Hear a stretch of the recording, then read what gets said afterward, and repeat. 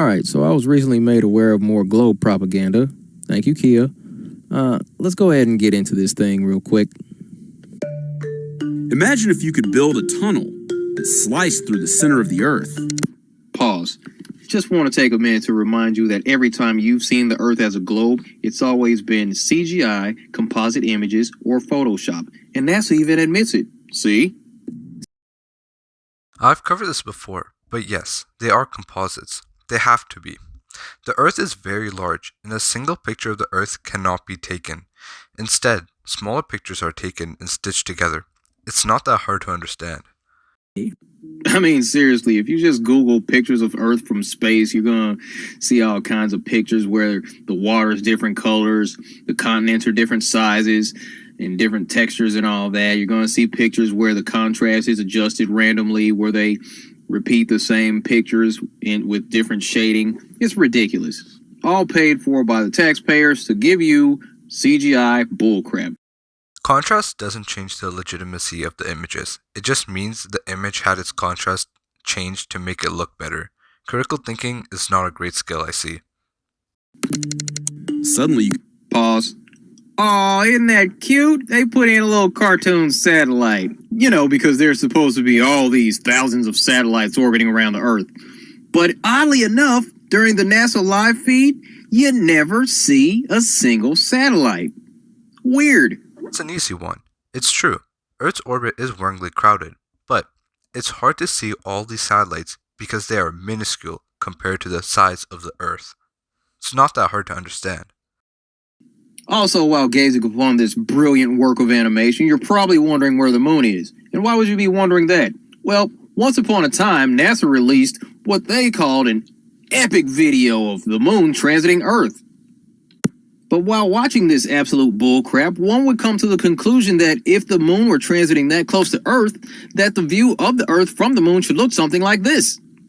But instead, we get inconsistent photos like these. First of all, in the description of the video, NASA says this is an animation made with pictures of the far side of the moon. Secondly, if you zoom to the edge of the moon on your computer, that's how the Earth would look. But that's not how perspective works. Now let's take the one from the middle here with the lunar lander. And what we have here seems to be a little more deception. This is supposed to be a legit picture of the lunar lander with an astronaut descending the ladder onto the lunar surface. Now let's see what happens when you highlight this picture, as has been demonstrated in Photoshop. But you don't really need Photoshop to do this. Check this out. Highlight the whole thing. Oh, what's going on here? Look at that. Looks like some layering's been going on. Got the astronaut, lunar lander, the moon's surface. And then in the background, you see a little blue here. You see these straight lines. And oh man, there seems to be this little box around the Earth. What's that about? Looks like more NASA fakery. And they believe it. This whole picture is not from NASA. The pictures that are seen highlighted are though. All the images in this photoshopped one can be found in the NASA Apollo 11 gallery as separate images. These were put together to make one picture afterwards. you could travel to opposite ends of our planet with ease. Pause. More cartoons to deceive you. Did you know that the deepest hole ever dug only went about 8 miles down? That means that this cartoon depicting the crust, mantle, outer core, and inner core of the ball Earth is all speculation. Look up Kola Super Deep Borehole for more information on that. No one is claiming there is a hole through the Earth. This is speculation. We're not donut earthers. Simply hop into the tunnel and let gravity whisk you towards your destination. Ah, yes. And no piece of globe propaganda will be complete without the usage of gravity.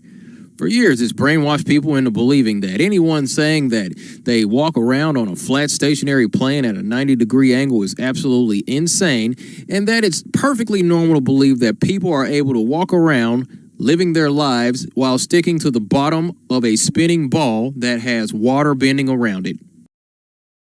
Okay, gravity is real and can be tested, but D.Marble, to answer your question, gravity pulls objects to the center of the Earth, so no matter where you are, you will always feel the ground as the bottom and the sky as the top, therefore making your location on the globe insignificant.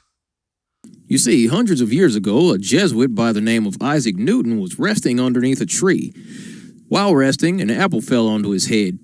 Later, he concluded that the apple fell because of a magical force called gravity that's supposedly pulling everything towards the center of mass on this giant ball Earth that we all supposedly live on.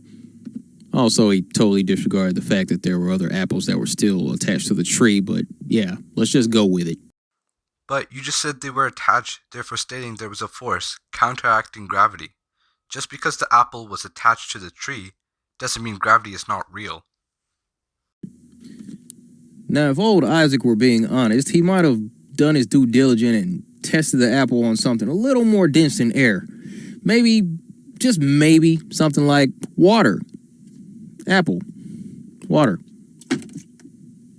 Oh, look at that. The apple's floating. Weird. Yeah, that's because the apple is less dense than the water. Okay? So that allows the apple to float in the water, almost as if gravity isn't really what's pulling things down. I think it's just because the apple weighed more than the oxygen that was around it, as demonstrated here. So if something that is more dense than the water and the apple, like say a rock here, the rock falls. Not so much that gravity's pulling it down, it's because it's more dense than the water and the apple. That's why it fell. Let's get back to the cartoon. Incorrect once again. D.Marble is explaining buoyancy, which is a force exerted by a fluid.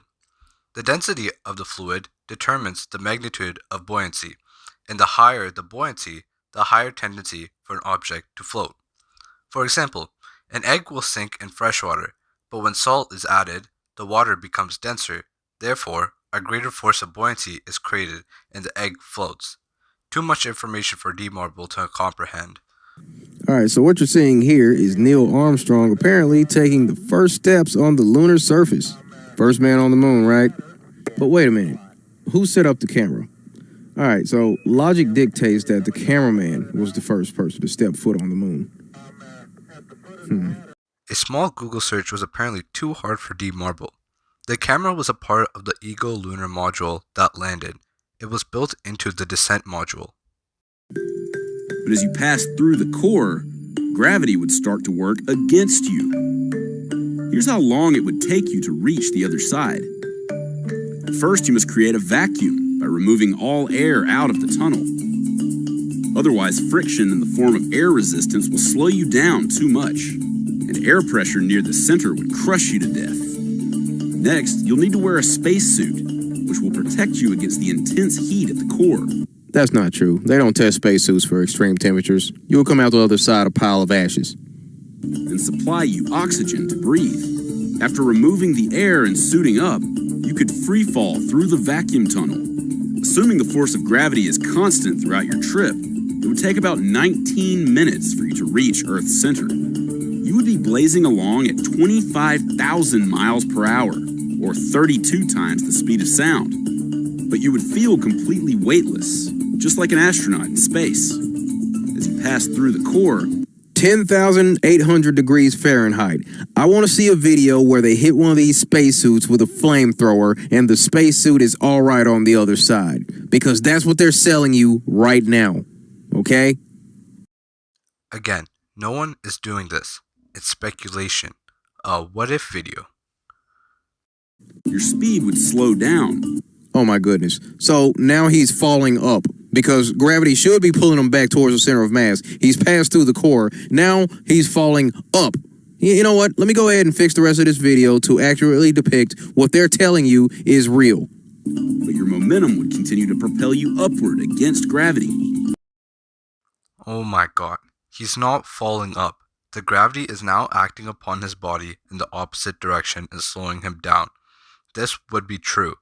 Gravity pulls objects to the center of the earth, and since he has just passed it, it would begin pulling him back. When you reach the other end, you would be back to a walking pace. Yep, back to a walking pace. Upside down on a spinning ball. And this is what people really believe.